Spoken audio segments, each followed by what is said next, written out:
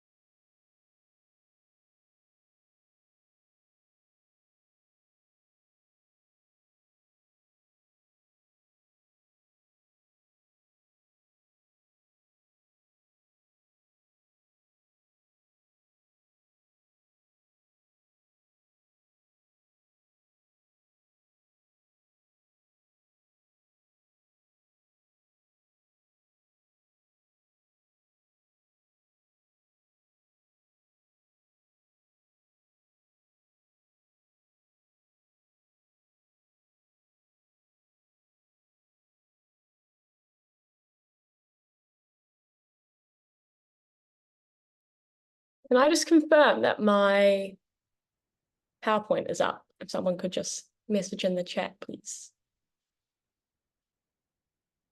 Yeah, awesome. Cool. All right. I think we will get started then. There's 10 past. So hi everyone. My name is Geneva, and I'm going to be giving today a workshop on kind of navigating majors as a kind of individual, whether or not that's a debater or a judge, whether or not that's the first time or the fifth time, and basically how to go about that, not only, I guess, to kind of do so to get the best result that you can, but also to make sure that you come out of it having enjoyed yourself, hopefully not have worn yourself down too much, and that everyone around you has generally also enjoyed themselves. So we're going to split this lecture into three. So we're first going to talk about individuals and navigating a major kind of individually, just by yourself, I guess in your own personal ways. Then we're going to talk about doing it as a team, where teamwork comes into it, and where partners and the relationship with your partner may come into it. And then thirdly, we're going to talk about doing it as a contingent, what a contingent can do for each other, no matter how small or big, even if it's just, two teams and a judge, or it's 5 teams and 4 judges, whatever it is, how you can best kind of navigate that in that sense. Please obviously ask questions as you go. Feel free to unmute yourselves or to put in the chat, and I'll kind of address them as we go through.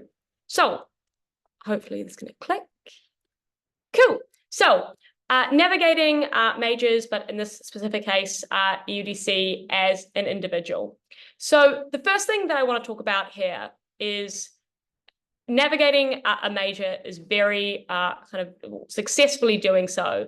And like I say, navigating, I don't just mean doing well in it, but also kind of being, making sure you take care of your mental health and making sure you come out of it pretty happy with the experience, is all about knowing why you're doing it and why you're getting into it in the first place. I think the important thing to start with here is that everyone will have different reasons for doing debating, or reasons for doing EUDC in particular, and as a result of that, will have particularly different expectations of what they hope to get out of it, but also why they're at Euros particularly, in this case, or Worlds, or whatever majors it is. And all of these reasons are valid in and of themselves. So if you're going, if you're just doing debating generally as a social activity, or I guess an academic tangential activity, and just not overly seriously or overly competitively, you're going to Euros in this case because it's the big tournament and lots of people are going to be there, that is as valid as if you're going to a major or to Euros to win. And maybe, obviously, those expectations of the reason that you're going is going to be different dependent on, whether or not you've been before, whether or not maybe are in your first year of uni or you're doing a master's, but also probably a little bit dependent on yourself and how you've seen your debating career so far, how much you see it carrying on in the future, whatever that is. But it's quite difficult, in my experience, and people I know, to navigate a major successfully if you're not entirely sure what you're, kind of there for and what you see as wanting to get out of it. Because if, for example, you kind of start off with the major just kind of trying to be like, oh, I'm not that concerned about it, I'm just doing this casually, and then the break happens and you, let's say in this case, you don't break and you are a lot more kind of upset, or that affects you in a way that's much bigger than you did. You need to be, that maybe because you weren't honest about how much it meant to you. And it's not to say that saying you have a certain expectation will always mean that you will be able to achieve that or reach that expectation, but it will mean that you're able to ensure that you do and take the best steps to be happy with how much you did to get to that place by the end of it. And it means that, you're honest about it, and at times and what points you have to step away. And we'll talk about those later on.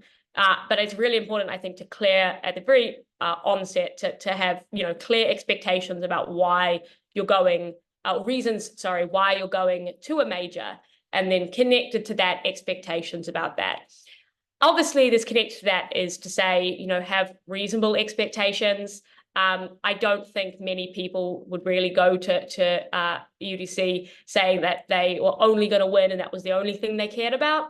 I think a lot of people will set, kind of more generic examples or expectations, but all of those are kind of valid in and of themselves, to say that maybe if you're a judge, maybe your expectation, maybe you've never judged at a major before and your expectation is just to cheer around. Well, that's what you'd like to do. And that's as valid as saying that I would like to break really deep as a judge. But having that kind of means that you can assess and readjust as you go out throughout the tournament. So the second thing then is that once you've thought about beforehand what your expectations are, what you really want out of the tournament, like I said, obviously that can be as much, maybe meeting new people, making new friends, enjoying Glasgow in this case. But once you've done that, I think the second thing as an individual to think about is comparisons. And the reason that this is important is because everyone will be going to any majors for different reasons. Comparing yourself to other people in and of itself is completely useless or futile. And not just for the reason that everyone says that you're your own person and everyone's different to each other, but because everyone will be there for a different purpose and with different expectations, which means that they'll be doing things differently. So they might be the case, and this isn't just about how well you're doing in the debates itself or as a judge, but it's also about the social aspects. So someone might be going to a majors not with the sense of doing really well competitively, but actually to meet a whole lot of different people, which probably means that the social aspects of Euros are going to be more important. And if you're going there more competitively to try and assess yourselves and compare yourself to the person who's going there socially, when you're thinking, oh, that person looks like they're meeting a whole lot more people than I am, or not having a lot more fun than I am, that's not overly useful if you're going there for a different reason. So comparisons generally, I would say, are not overly helpful, but particularly in such a competition like Euros or any other major, where you can go for lots of different reasons, and then also within each of those reasons, a different expectation of what you want to get out of it. Comparing yourself is really not overly useful. So I guess obviously that's a lot easier said than done. And a lot of people, and I think this kind of helps the previous question, is the question in Juanita's earlier session, which is to say that's all very easy, but when you get there, it's really hard not to drag yourself away, right? And I think there are a couple of things that you can do. The first thing is, I think sometimes people often think that they compare themselves to someone who they think is doing really well, or seems maybe really happy, or like they're having an amazing time. I think sometimes it can be quite useful, although maybe not always possible in some cases, to actually just go and talk to that person, because sometimes if you break through, I guess, that barrier that will seem to you, in the sense that you compare yourself to another person, then you are immediately going to put that other person, for example, in this case, on a higher pedestal than you. Going up and talking to them, or engaging with them in some way, kind of automatically breaks down that kind of unequal footing that you've placed yourselves on. Obviously, for some people that can be, quite difficult. But I think it's on one of the ways, the most kind of real way you talk to them, because I think most people will be pretty transparent about their experience at a Euros, but also you just create that human element, which makes it very much more easy to notice that, someone isn't perfect. Maybe their experience isn't perfect when you go up to them and generally just talk to them. And I'm sure, you as soon as you kind of break through that, that beginning process makes you realize there's less use in comparing yourself each step along the way. The second thing is sometimes it can be useful to talk and turn to other people. We're going to discuss in a little bit, who those support people should be in a little bit. But sometimes, talking to other people can help. They might know something you don't.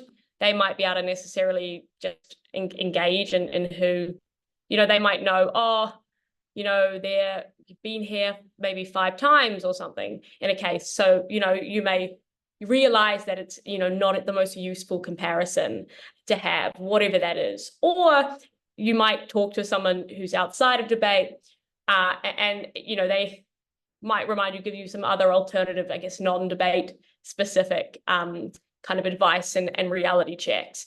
I think what these two things do, and kind of the third reason is connected to both of these, is just to kind of ground yourself away from the situation. So if you find yourself in your head kind of drawing a comparison and really struggling with what's going on, sometimes it can be useful to just take yourself out of whatever physical environment that you're in and place yourself in another one that's entirely detached from debating. And this is kind of the advice we'll speak to as well. We'll come to a little bit in terms of generally when we deal with feedback or deal with not doing as well as you'd like, sometimes removing yourself from the very specific debating environment, be it the competitive one or the social one or just the general tournament in itself, can make you kind of come back a little bit to kind of grounding yourself and removing yourself, and that helps to distance those comparisons. So whether or not that be going for a walk by yourself, doing some exercise, going getting coffee, whatever it is, just a way to take yourself out of that situation. The next thing then in terms of individuals is about knowing your limits. And this is connected both in terms of the comparisons, but also in terms of your expectations, which is everyone, when they compete at a major, has a different ability to do different things. So this exists in a lot of ways, which is to say, they may have the ability to matter prep between every round and build up their knowledge and constantly, be informing themselves of things that are going on and recent news. And you might not have that ability to keep kind of firing on and going between each round. You may need to take breaks between each round. And neither of those are kind of right or wrong ways of approaching the competition. In fact, there's probably benefits and negatives to both of those approaches. There is the potential of getting worn out if you keep doing and pushing more and more into a shorter space of time. Obviously, on the other side, maybe you get some more information you didn't have. And there's no perfect balance or way to do either of those things, which means that you have to really leave it on your judgment and what you know is the best for your particular circumstance.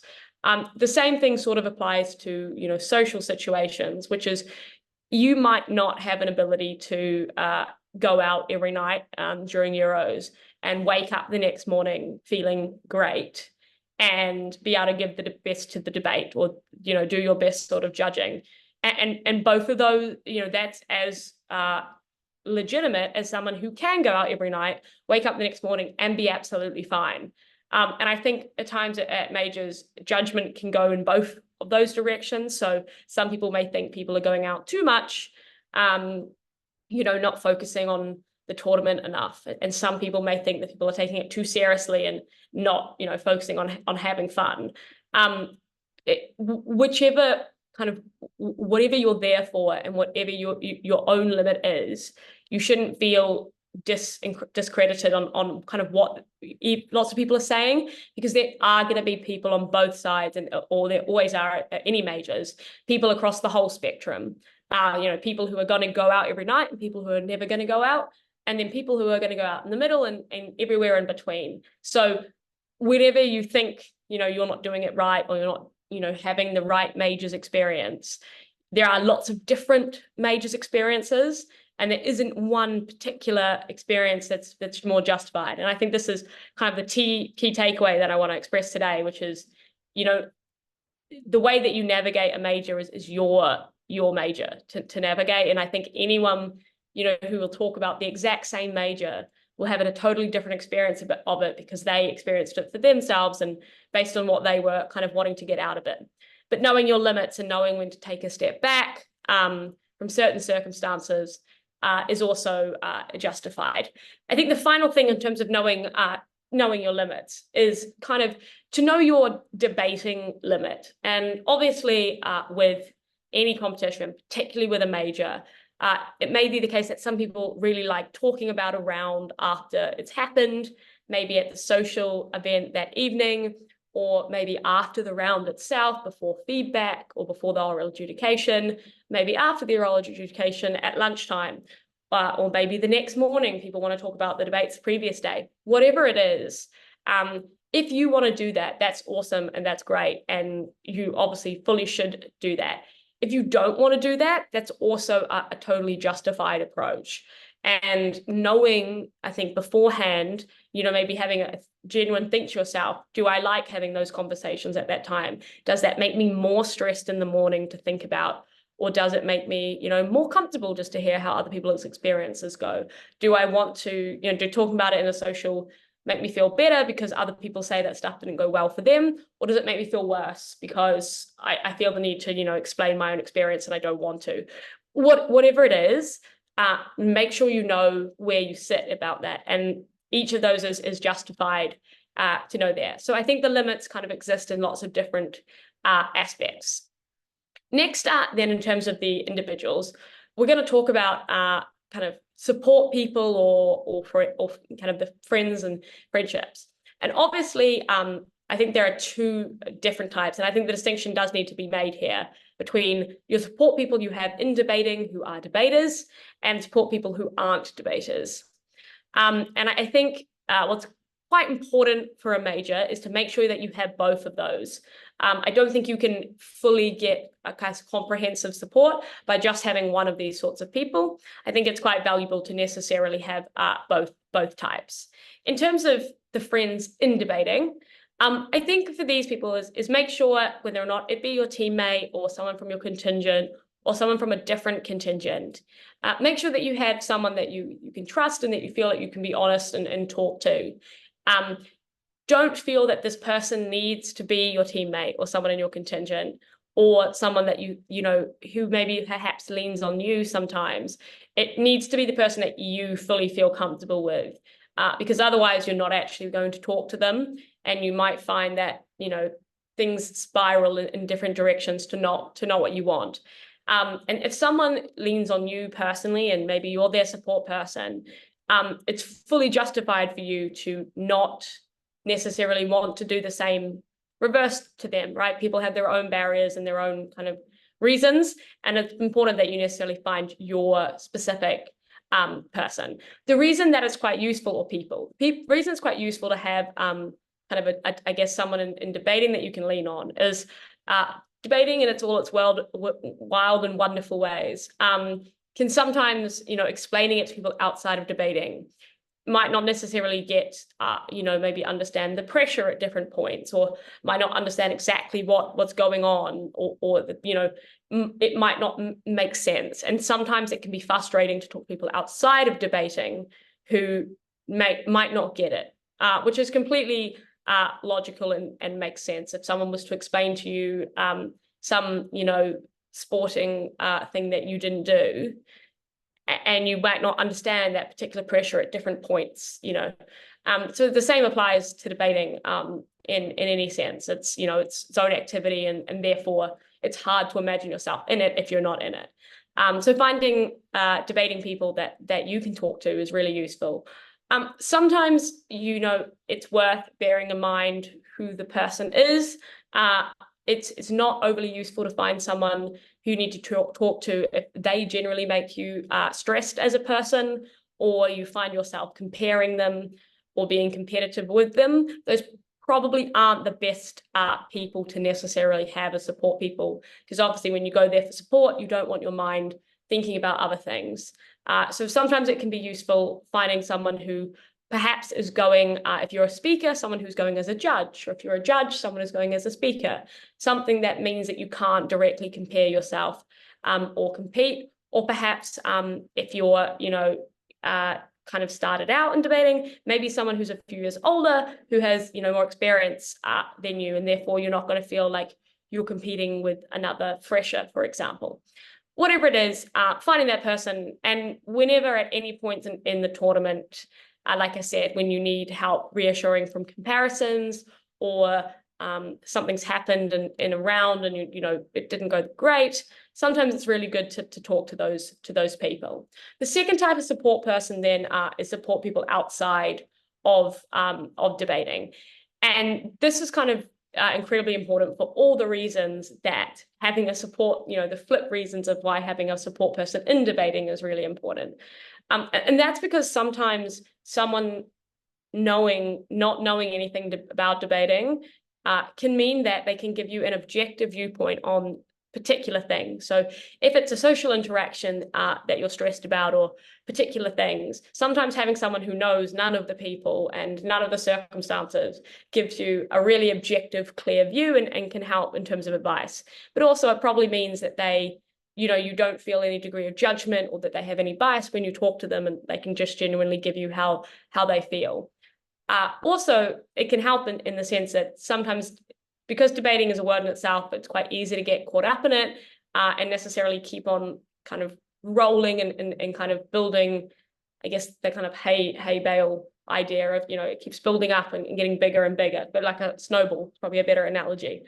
And sometimes finding someone who knows nothing about that can be quite useful for bringing you back to, I guess, reality in that sense, and bringing you back down to the ground, and kind of reminding you that, at the end, this is just €1, and, there are heaps more, and you'll probably have heaps more. But also in some sense that having that disconnect can be quite useful. And the reason that having, I think, both of these people, people inside debating and outside, is it might be the case that whatever is, when you're navigating a major, whatever it is that's slightly kind of bothering you, or you're stressed about it, or you're worried about how something went, sometimes what you really need is someone who understands debating and who can give you, help, maybe talk about the specific idea. And sometimes what you need is really someone who knows absolutely nothing to kind of remind you of what's important. And whatever those things are, it's quite useful to have both of those people on hand. And but maybe before the tournament, it's good to think about who are those people for you. In which circumstances would you prefer to go to, one or the other? And be honest with yourself, the sort of person you are when you need advice. Do you want someone to be brutally honest with you, or do you want someone to just kind of hear you, talk about an issue? And again, either of those are fine. Some people work much better with both types of support. But sometimes what we often do is, get frustrated at the people who are offering us support because they're not giving the sort of support that we ourselves would want or would like. And that isn't always the most reasonable if they don't know what it is that we're expecting of them. So be kind of honest about the sort of support you want. And if you if you're going to particular people, it might be useful before the tournament to tell those people, hey, I might come to you at times, and this is the sort of support that I prefer in those moments. Obviously, people will still be human in themselves and approach supporting you in the way that they're able to do. But sometimes it is really useful for people to know their particular kind of what you expect of them and how they can best accommodate you in that moment. The next thing then in terms of the individual is those are kind of the broad overarching things. So, knowing your expectations, knowing at every point to not compare yourself, knowing your limits and how you kind of, what are kind of bounds that you can go to, and then knowing the people that you should turn to. I think when it comes to practically the different stages of a tournament, that's also, different for each individual. So I think this can kind of be broken down to what I'm going to call the general kind of, I guess, arrival moments or the off periods. So, arrivals day, social evenings, all those sort of events, or off periods. And then more kind of the debates themselves, both before the debate, is kind of one aspect, and then also after the debate in terms of feedback. So firstly, in terms of the general, I guess, off periods and off times, non-debating times rather. So, when you show up, arrivals days, breakfast, lunches, nights, those sort of things. I think for these periods, it's obviously quite important to do the things that are going to best set you up for the debate or best set you up for an experience that you're comfortable with. So if you are going there, to be the best debater you can be, the best judge that you can be, don't expect those times necessarily, always be the busiest. And sometimes it's good at certain periods to just take a step back, go spend some time by yourself, go do something that isn't debating, or maybe also doing some of those times it's good to just read the news, or go to talk to people about something completely different. What I think is important in these kind of periods is that you do different things all the time, and you don't necessarily stay in one particular kind of routine. Because sometimes when majors don't go the way we want, we can feel a little bit stuck and a bit unable to kind of break from that. So sometimes doing different things at different points of the day, you're talking to different people, maybe spending some of the nights, just kind of curled up with a book, maybe also some of them going out to the social events, whatever it is, making sure that you're doing different things and you don't feel stuck in that sense. But obviously the second thing I talked back to earlier is do the things that you want to do that you're going to be happy with afterwards. So if you are going to be really kind of or reasonably stressed in the morning about the debates, and if you go out really late, that just makes you more stressed, then feel free to take a step back from those social events and just have an early night. Similarly, if obviously talking about debates and that kind of drives you, makes you more stressed, then you're better to go and talk about other things with friends. And that's kind of the off times. I think before the debate, obviously kind of once you've got the draw and you're with your partner and you're ready, obviously that's quite a stressful time. And at majors, I think what people will notice and what's different to a different tournament is that the emotions at every point, particularly at this sort of point, are much higher than they would otherwise. And I think I know that I felt that in my first major, that you can tell it's different. The feeling of the competition is different. Everyone's generally a little bit more tense, particularly in the first, I think on the first day. So round 1, 2, and 3, people, there's definitely a degree of more tenseness than otherwise. I think it's important to know, and when you kind of navigate the competition, one like Euros, that isn't you. That tenseness or stressedness isn't just you, and you're not, that feeling is you're not creating it yourself. That's kind of existing in for everyone, and that's a general thing that you can't necessarily stop. You can't make everyone really relaxed and chilled out, but you also can limit how much other people's degree before the debate affects you and makes you stressed as well. So I think before the debate, it's kind of useful to have your own technique kind of worked out for what keeps you in the headspace that you want to be in. So some people love to listen to music before a debate, with the kind of soundproofing. headphones. Some people like to kind of just talk with people and try to keep a relaxed sort of vibe. Some people like to just stay with their partner, think about key things, focus on the key things they want to talk about or focus on in the round, or key improvement points, whatever it is. I think what you might notice at Euros, those of you who haven't been there, is you notice a lot more of these different techniques. Sometimes in other competitions, people are all reasonably chatty and, more engaged. For this one, people do everything. So don't feel like you can't do the technique that you want to do to start, before a round, to get yourself in the right headspace.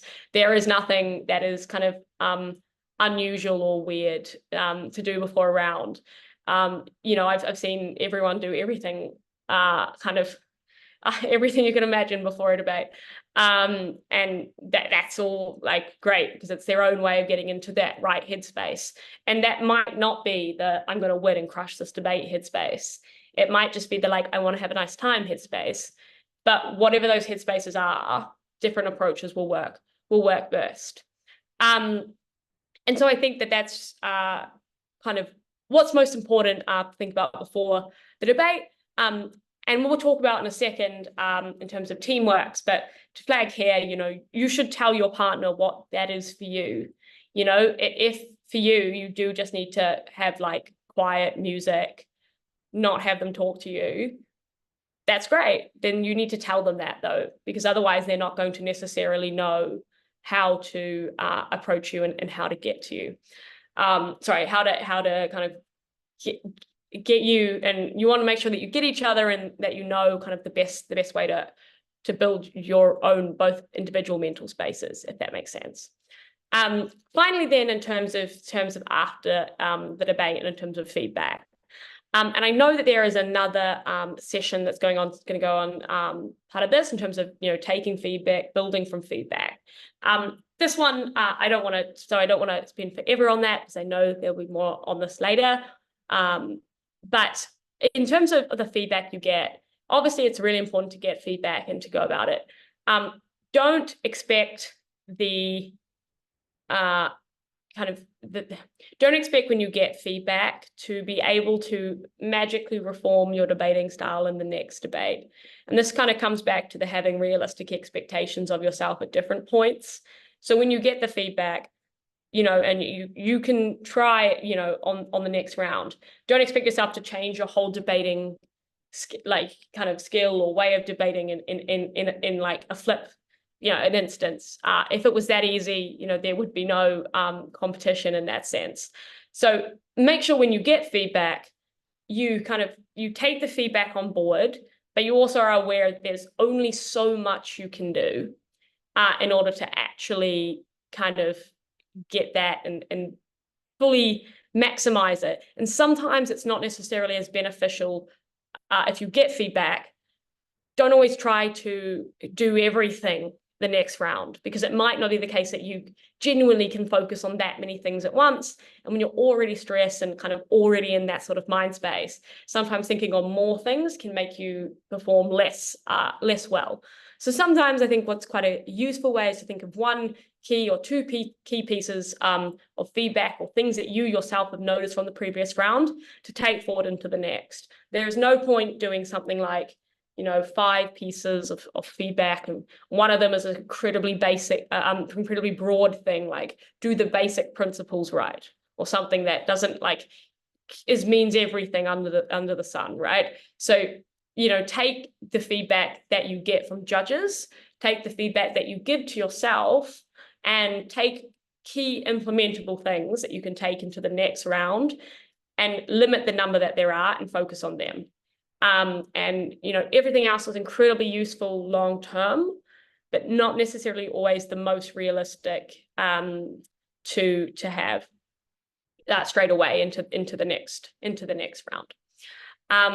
And then obviously after feedback, when we kind of then move again back into the off period, knows the time that you want to switch off and go off from debating. Maybe your feedback mentality is one, and then your off time mentality is a different one. Note when you want to change back into that and kind of accept that rhythm. So that's kind of the general, I guess, key points to having an individual, and then how to kind of deal with the different points of time of the competition. The key thing now I want to focus on finally as an individual is obviously dealing with disappointment.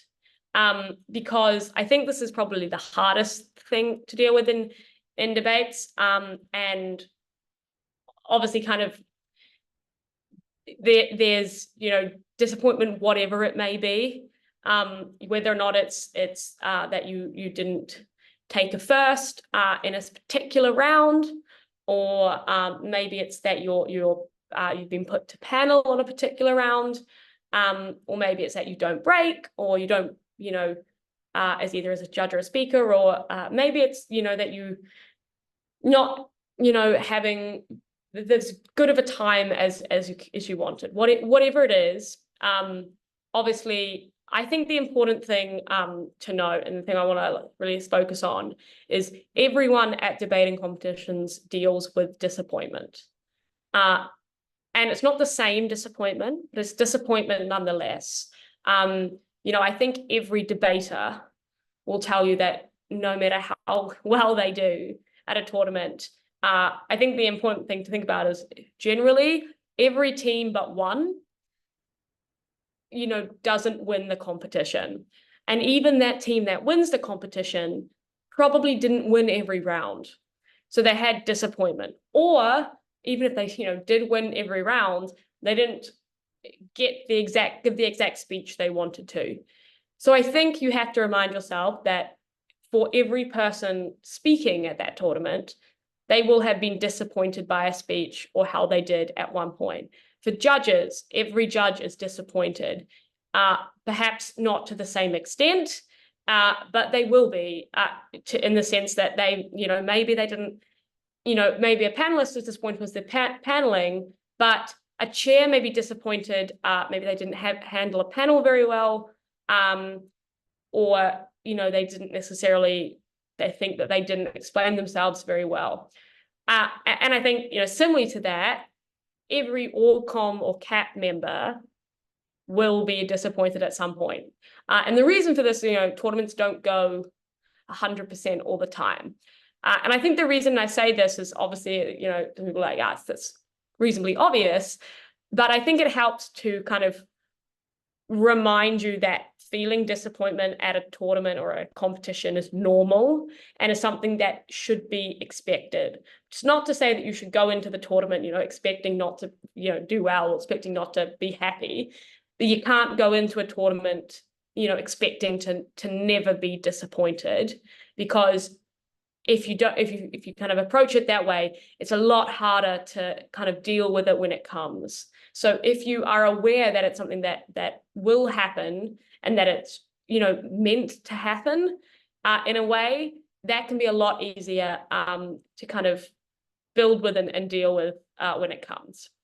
The second thing then, in terms of dealing with that disappointment is essentially, so I think the first one is, recognizing that it will happen. The second one is letting it happen, which is to say, I think sometimes when people are disappointed at debating, the advice that they get is, oh, don't worry, it's just one round. Or, don't worry, it's just this, it'll get better next round, or, you'll be chairing next round. And that's true. And we're going to talk about that in the third bit, but you're allowed to be disappointed, and there is no point trying to kind of just get over it straight away, or get grumpy at yourself because you are disappointed, or just be like, oh, come on, pick yourself up. And then, you're allowed to be disappointed. Sometimes just being disappointed for a minute can help you get over being disappointed long term. I think that the mistake to make is to say, I shouldn't, this is connected to the first, but you can recognize, oh, everyone's going to be disappointed, that's fine. And then when it happens to you, be like, okay, next though, I'm disappointed, and move on. Sometimes let yourself be disappointed for a minute. Maybe take yourself away from the crowds for a bit and go outside, breathe fresh air, be disappointed. And then obviously connect to this is to say, at some point, you have to build yourself up. But let yourself, if you want to feel disappointed, feel disappointed. because sometimes validating that emotion is the easiest way to kind of help us move past it. And the third thing then is to look forward.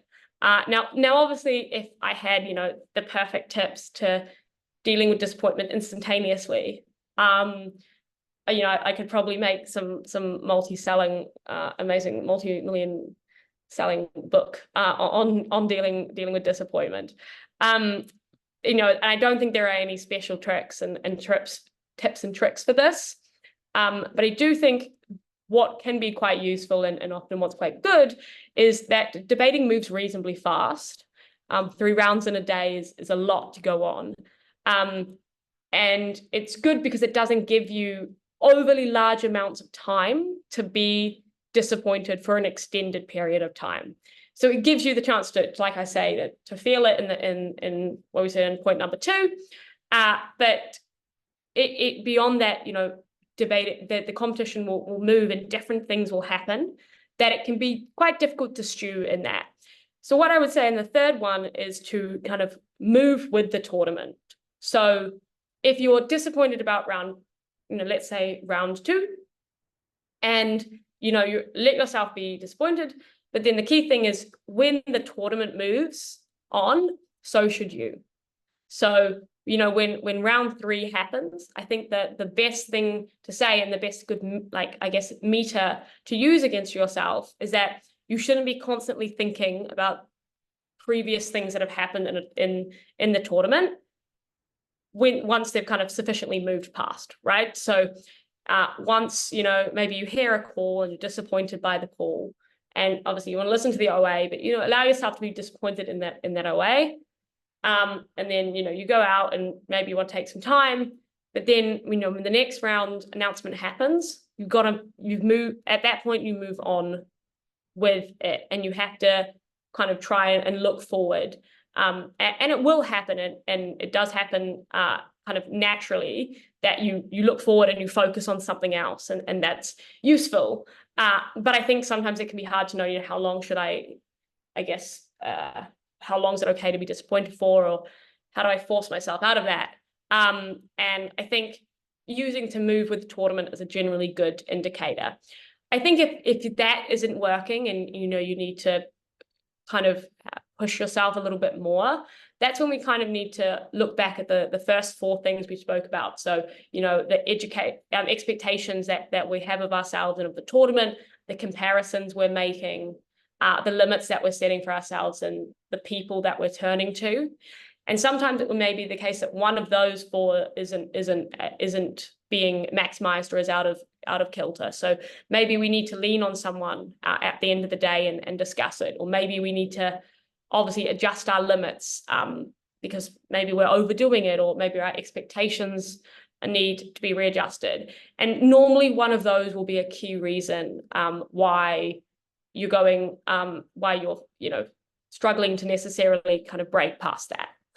So those are the key individual things I want to talk about. So I guess as a recap, the kind of 4, elements, I'm going to call them, of the individual part in terms of kind of expectations, comparisons, or comparing yourself to other people, knowing your limits, and having support people.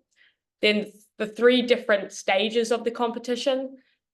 So whether or not that be kind of in the off periods, before the debate or after the debate, and then also in terms of dealing with disappointment. So recognizing that it will happen to you at some point in the competition, that you should allow yourself to feel that disappointment. And then thirdly, to move with the tournament and to use that as a way to push yourself past it. The next thing then we're going to talk about is in terms of teamwork, and I guess navigating a competition as a team. And there are 3 key things that I want to talk about here. So the first one is kind of balance. And this is obviously, if you've thought about your own expectations, you've also probably thought about your expectations of a team. And obviously this is going to be less relevant in terms of judges, but I think it's still useful nonetheless. But as a team, you'll have your own expectations as individuals. And it's important before the competition starts to talk to your team and make sure your team has the same expectations. And why I think this is important is because if it's the case that you have different expectations of each other, this can lead to team conflict and things like someone goes out a lot more than the other one, and that person's grumpy because they're slightly tired in the morning. Or maybe someone doesn't want to come socialize at lunch, and you're annoyed because your teammate doesn't want to socialize. They just want to take some time by themselves away. And the reason for this is neither of these is right or wrong. It's just that it's a different way of navigating the tournament. So while having individual expectations is important, having team expectations is also crucially important. And sometimes having this discussion, you might find that you and your teammate have different expectations. And you are a team and you've been put together for a reason, and you work well together. So it's important that you need to adjust both of your expectations to fit each other.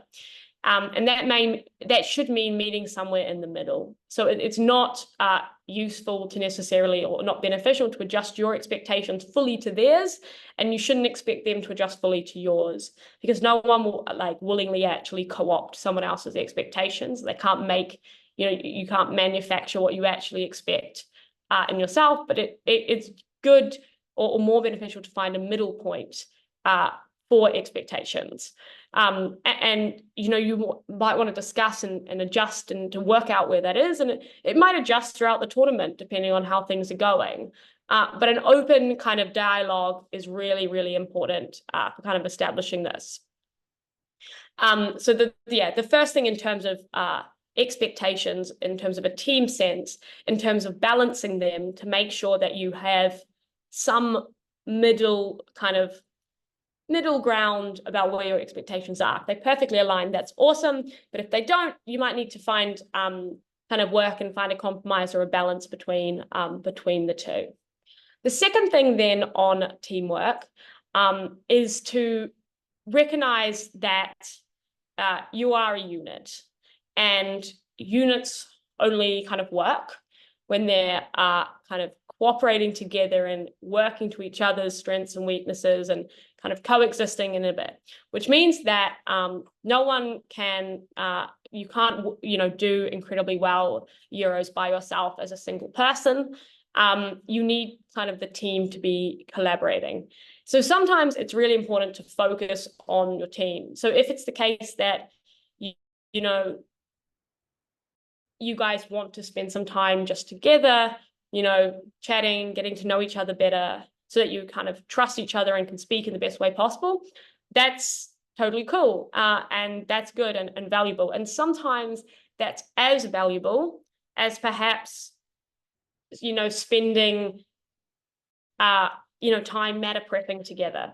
Sometimes just actually building that team cohesive bond is more useful.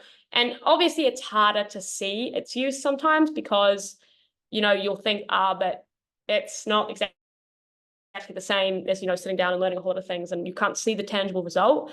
But I trust it does, in the actual debate will make just as much of a difference, because if you think their point is that they're trying to consider running, for example, in debate is bad, and you don't think it's going to work well, if you don't have that teamwork and that degree of trust, or at least that degree of honesty between each other, you're never going to tell them, and then you're going to try and run something different, and it will go really bad. It won't go very well, or you'll end up whipping their speech and just whipping something else.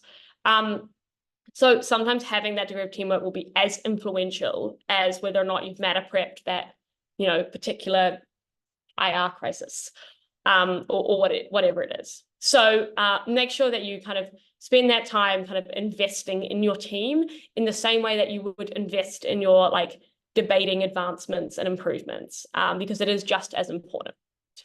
The third thing then on teamwork is that with all good teams, sometimes you need a break from them, and that's okay, and that's completely normal. And this is the case that you're going to be spending, quite a few hours with this person in quite an intense environment.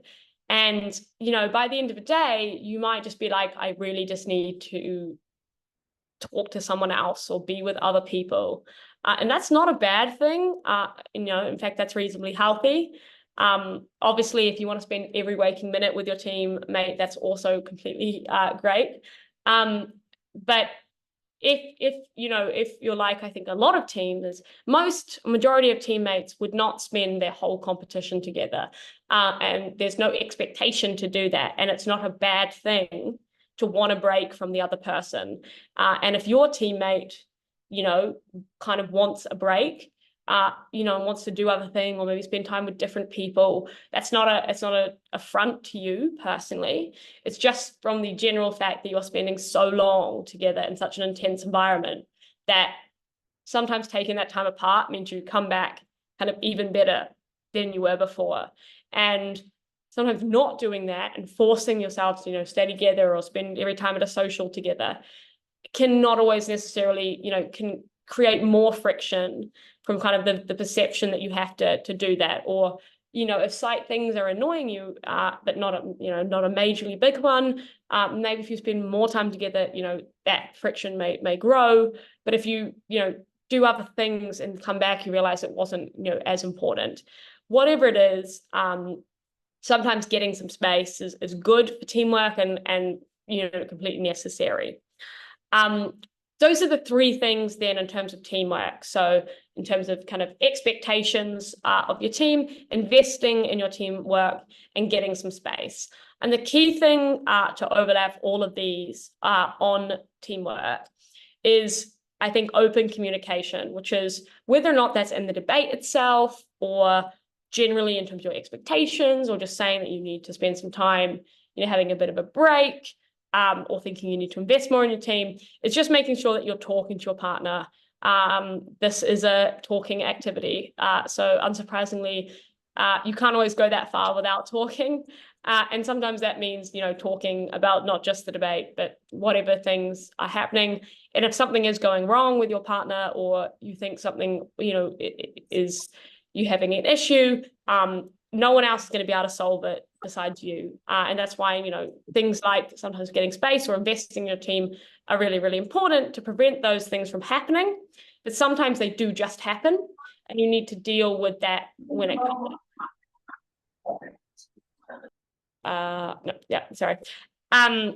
Sorry, jump that back. So making sure that having independent, having teamwork and, so repeat that.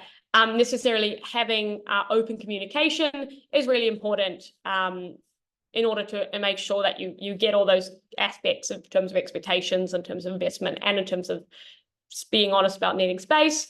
And then also, dealing with any potential conflicts that do arise. And I think the final thing to sound teamwork here is, they will arise, whether or not you disagree about a point that you want to run, or whether or not it's a bigger conflict. They do happen, and I think they happen to every great, amazing partnership at some point along while navigating a major. And that's not a massive problem.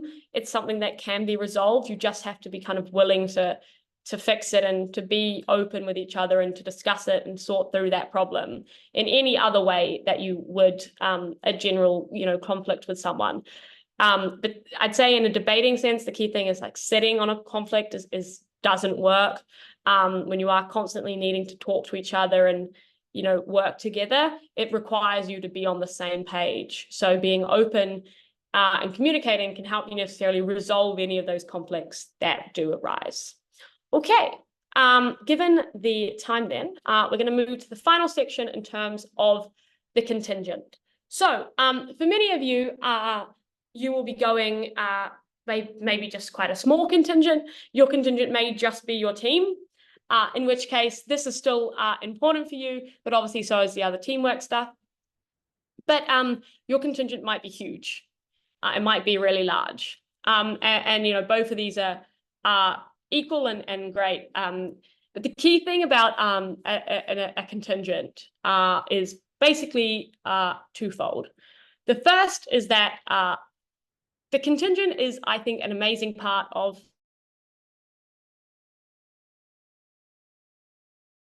different years, same university, And there becomes quite a camaraderie. Maybe you felt that before, maybe you haven't, but this is a really great way to build that. And it's good to build some university pride, and also generally have a nice kind of support base. So what I think is the first thing that's really important in terms of this contingent is being, a good support for each other.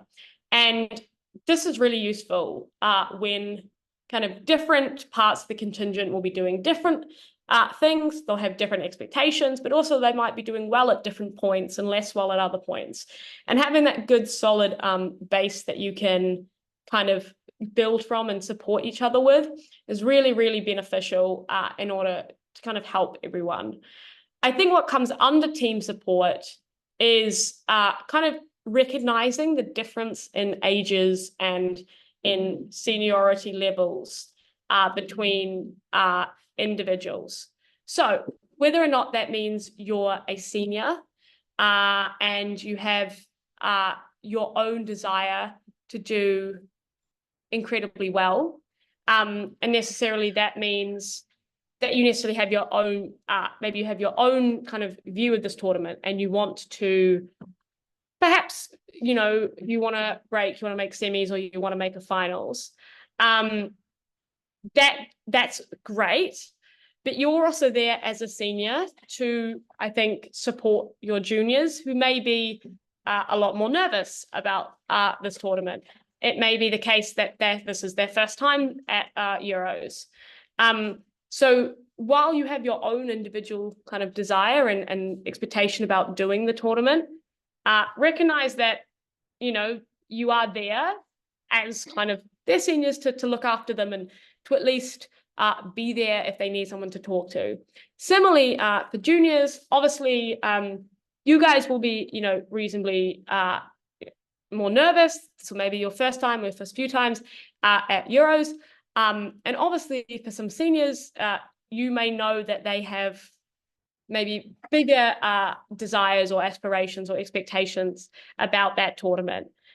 So making sure that you kind of recognize that, but don't be afraid to necessarily go, to them for advice, because they probably, everything that you feel in your first Euros, they've probably felt a million times already. And don't be afraid to turn to them and to ask to them, because that is the point of a contingent, and that is, what a contingent really should be.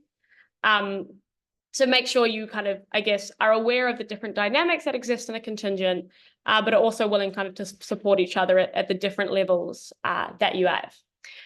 The second key part then about contingents I want to talk about is kind of having kind of building like a contingent bond. And this isn't necessarily about supporting each other in times of, if things go wrong or well or whatever. But it's actually just about kind of, Euros presents a really great time to actually like do things in a contingent. And why this is cool is because a lot of you will be running a society together. Some of you may be in later years. You might necessarily be trying to run competitions or continue competitions when you get older. And this can be great because Euros gives you that chance to necessarily kind of, sorry, just adjust around.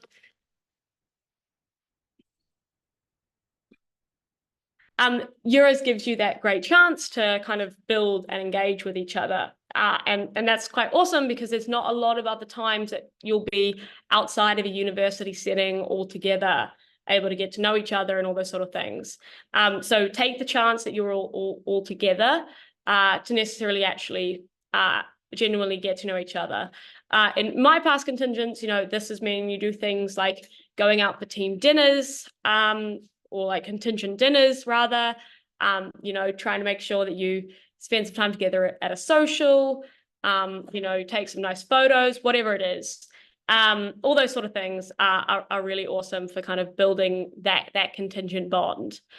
I think the final thing then, sneaky extra final thing on the contingent is that it is really important you win as a contingent and you lose as a contingent. So, if someone in your contingent does really well, that's great for you as well and great for your university, and you should share in their success and be happy for them. and, really do kind of congratulate them and be the biggest support, their biggest support for them.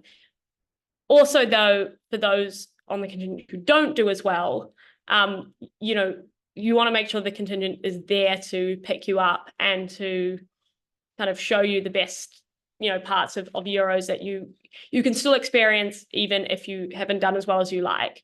And it's really important because you don't know which end of those that you're going to be on, and you don't know which part of that contingent support you need. So it's really important to make sure that you are willing to do both of those things and kind of adjusting to, the general vibe of the contingent, given that they're going to have different successes and I guess losses, and making sure that you do both of those and really work together as a contingent. Given the time, I'm going to now I'm just going to stop screen sharing, and I'm just going to turn to the chat. Yes, Wendy, that's absolutely fine for Q&As in the chat. Obviously, if anyone else has any other questions, feel free to put them in the chat now. But I'm just going to read out Wendy. So if there's quite a large experience or ability difference in the partnership, although it's not a clear pro-am carry, what would do something to look out for or avoid? So I think if there's quite a large experience difference in the partnership, what I'd first say is this is pretty normal, particularly I think in smaller societies. I think, the expectation you're at the exact same level is not necessarily something that all societies have the ability to cater for. So I think what you're describing is common and does happen for lots of partnerships. I think things that you want to kind of look out for or avoid is to make sure, even if it's there's an experience difference, you still bring something both to that team. And sometimes what can be useful is to make sure you recognize what those things are, because if you can necessarily look out for them, make sure that let me rephrase this. Making sure that you can point to what those good things that each person brings is quite useful to make sure that it doesn't, one person doesn't feel like they're being carried or they're letting down the team. Because the problem or the concern that can happen here is if someone feels like they're the less strong partner, then when they do badly, that might be on them. And when they do well as a team, they don't feel that they contributed to as much, and they contributed to as much of that, I guess, success. So I think what can be really useful is necessarily to kind of make sure that you're looking out for the things that they're good, that they're going well, so that you can point to them. If you're the more experienced one, you can say that that was good, to make sure they share in that kind of success you have. But also you can point to that when you don't do well, so that they know that it's not their fault that you necessarily lost. I think things to avoid would probably be deliberate, references, I think, obvious to like the fact that it is a carry, and make sure that the rest of your or a pro-am, you say it's not necessarily that case. But you don't want them to feel like that, and they will, if you're the less good one, you're probably going to less experienced one, you're probably going to, you might already have that concern and that expectation or fear. So, it can be good to be reassured sometimes that that's not the case. So, avoid any mention to that. If you're a part of a wider contingent, avoid mention to that in the broader contingent sense. But also generally, I think, work that as a team. I think the final thing I'd say on this is it's okay to acknowledge that you have different experience levels. I don't think that's a thing to be ashamed of or that's bad. There's always going to be someone who's more experienced. I think, just acknowledging that may help to kind of break that through. And, it can be a little bit better when the person thinks that they're actually, if you're the less experienced person and it's kind of out in the open, it's in a nice way, then doesn't feel like an elephant in the room anymore. It doesn't feel like you have to be constantly thinking about it or adjusting to it or kind of overcompensating for it. So sometimes just recognizing that one of you is more experienced can be kind of nice to like feel the weight kind of lifted, I think. It means you can address it kind of in the most useful way and work to make sure you have the best team dynamic without necessarily, pretending like there is no difference in experience. Because sometimes I think that can kind of lead to the perception of being a pro-am or a carry because no one talks about it. So if you're just transparent about that you have different experiences, but that you bring different things to the team, I think that that's probably the best way to handle it. Any other questions? Oh, yeah. Okay, for a moment. How would you advise going about setting a goal and finding a sense of achievement as a judge, particularly in the space above getting chaired but below breaking, when what is a good result is less clear? Okay. I think this is a really valid question, Owen, and I think a lot of people kind of will probably be going through this not knowing exactly where to place their expectation. I think what I would say is if you have been to Euros before, then I think your achievement or expectation level should be, it's probably a good point, is slightly above what it was last time, right? I think that's a reasonably good point because it's clear, it's different to what you have done in the past, but maybe it's, not quite at break level. I think that's a really valid point because that means that you have improved on what you've done in the past, and that can be quite a good, I guess, quite a great feeling. But also is a reasonably realistic expectation because a year later or a year or two later, you probably are a lot better. So you can or more experience, you probably can achieve that. I think if it's not your first, if it is your first Euros, and therefore you are expecting to chair, but you're not sure, or you're expecting to chair a lot of rounds, but you're not sure about kind of breaking, I appreciate this can obviously be a lot harder. I think the way that I would look at it is to say, maybe you want to set yourself a goal for the rounds that you are chair, which just is to say, maybe when you've chaired with people, you've liked a particular chair style or a particular way that someone's kind of managed a panel. Sometimes setting a more, I guess, specific chair, like how to chair goal, you want to, maybe you want to effectively manage that panel so that you do get the result in under 15, but everyone has had their say, and you feel like you've been nice, everyone's had the chance to kind of express their view and make those expectations. Or maybe similarly, you might want to have a number of rounds chaired. The reason I probably wouldn't pick this as maybe necessarily the best goal is because sometimes great judges will panel rooms, particularly in later rounds, and because those rounds might be tighter or closer.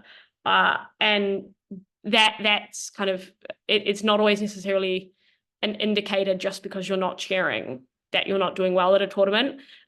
So that is the reason I wouldn't pick that as the indicator. I would pick it more about how you are in the rooms that you chair or how you are as a panelist. So if you're a panelist and maybe it's a really tight room, maybe you want to kind of set a goal as for how you plan on explaining like a difficult clash. Maybe you really struggle with the opening government, closing opposition clash and explaining why you think one of them wins. Maybe you want to focus on working out how to say that in a way that you think convinces your chair judge more. Goals like that, I think, can be quite useful and also quite, I guess, realistic and being able to achieve, but also quite like obtainable and tangible.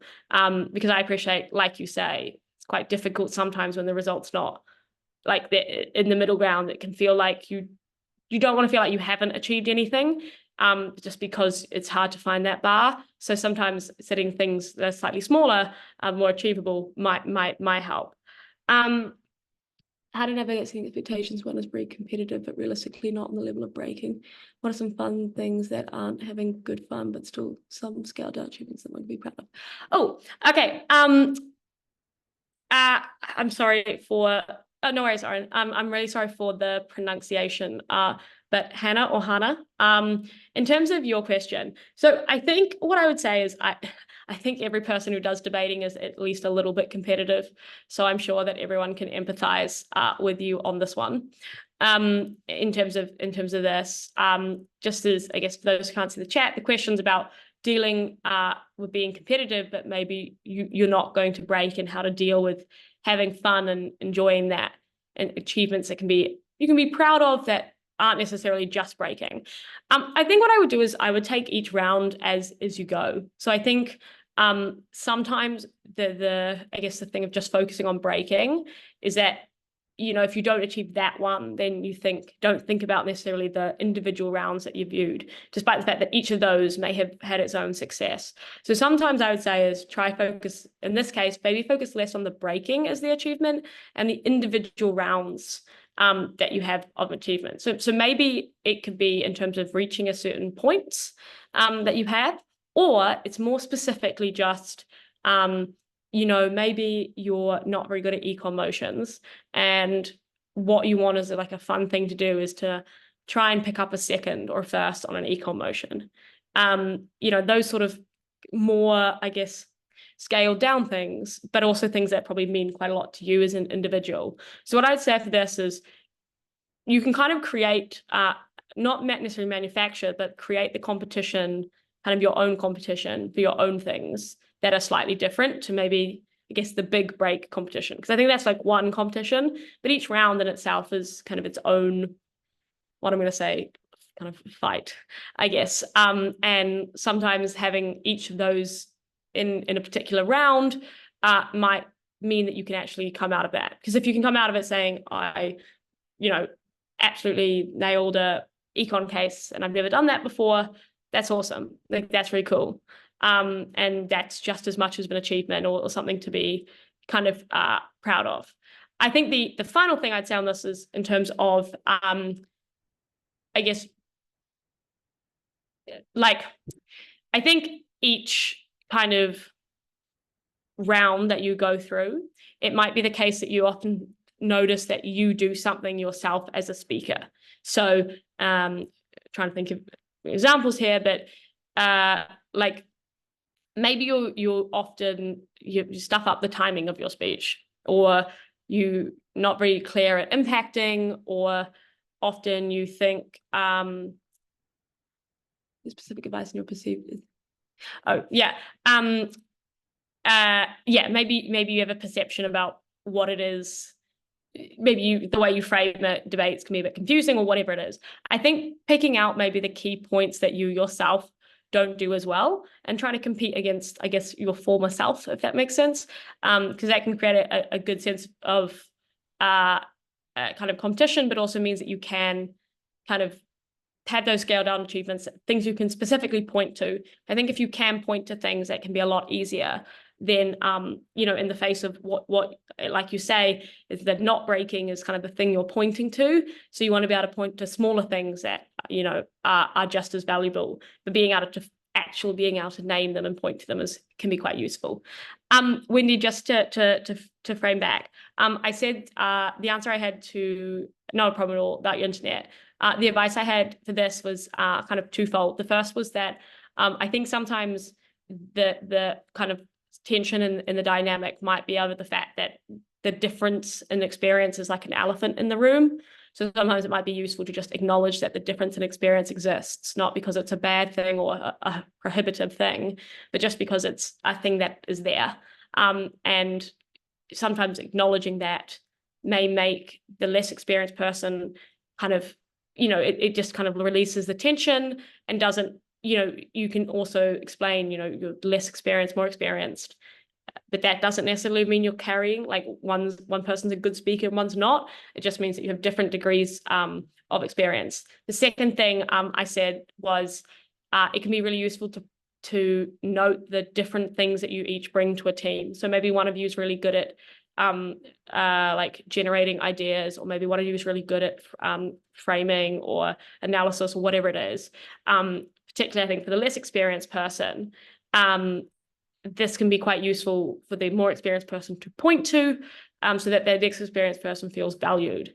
And the third thing was that, obviously, if you're less experienced, sometimes you feel when you don't do as well that that's because of you as a team. But when you do well as a team, you don't think that's because of you. You think that's because of the more experienced person. So making sure as a team, if you're the less experienced person, you're kind of sharing in what I'm going to say are the losses, as well as making sure the other person shares in the kind of wins. So, pointing to things that that person did in that round that was good, that helped you win.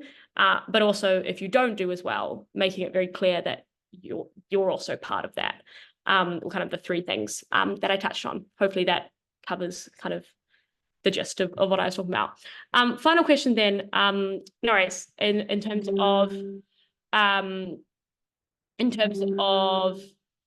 how to deal with frustration, considering that luck, lottery factor, inviting draws, room difficulty, etc. Sorry about this, my phone.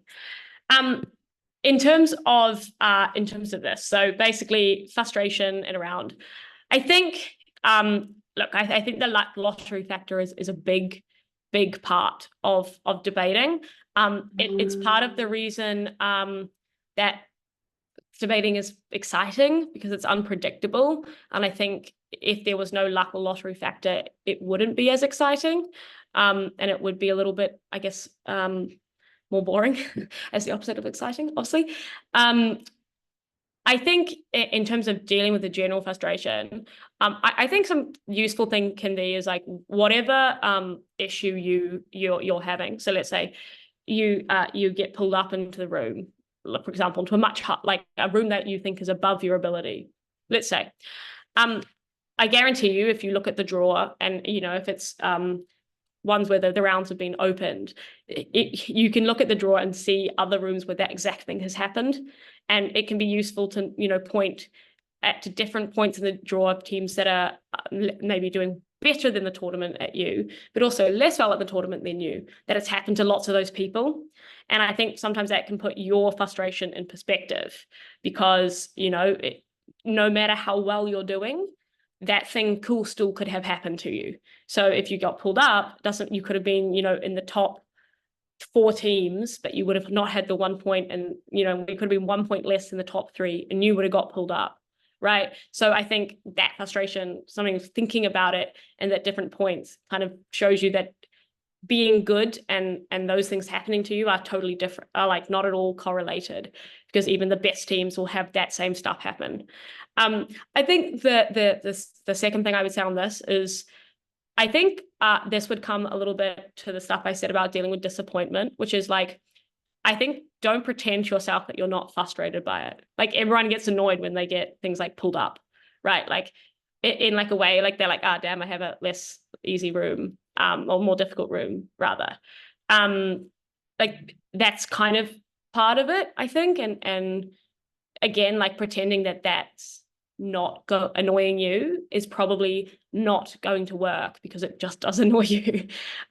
So I think at any degree of frustration you have, whatever it is at, like I think in the moment what that is, like let yourself feel that frustration, and then kind of take the advice, once the round starts to drop it, can be quite a useful thing. So, once the draw is announced, let yourself feel that frustration for the period that the draw is announced. And then once the motion announcement has it, say to yourself, when the motion announcement happens, and then I'm going to stop, and then I'm going to push past it. And then that can be, you let yourself feel it. And then by the end of that, you've had the time to be annoyed and then frustrated, and then you can kind of break away. Obviously, it's different depending on what it is that's frustrating you. But just in that case. The final thing I'd say is, if I think this is something that continues, like if beyond the end of the day, for example, and it's still kind of annoying you, it might be useful to talk to your partner. They probably also have the same frustration. Talk to other members of your contingent, other debaters, because even if it's slightly different, they'll also be frustrated about other stuff, and it might help you realize that there is lots of stuff that could happen and that everyone's frustrated about something. So it's slightly different to point 1 in the sense that not just that the same thing could have happened to you no matter how good you were and you couldn't control that, but also like the different frustrating things are things that will happen to everyone at every point. So that everyone will probably be able to say something that was lucky, or that they didn't, some lottery they didn't win at that point. So I think talking to people that will help them explain, kind of remind you of that, I think, as well. But yeah, that's probably the 3 things that I would say. Okay. Given I think that's all the questions, and given we run a little bit over, I think I will wrap up there. So thank you everyone very much for joining us and also for joining us for the today for the Academy overall. And hopefully this was useful. Hopefully all the sessions were useful. And we look forward to seeing you tomorrow and at Euros.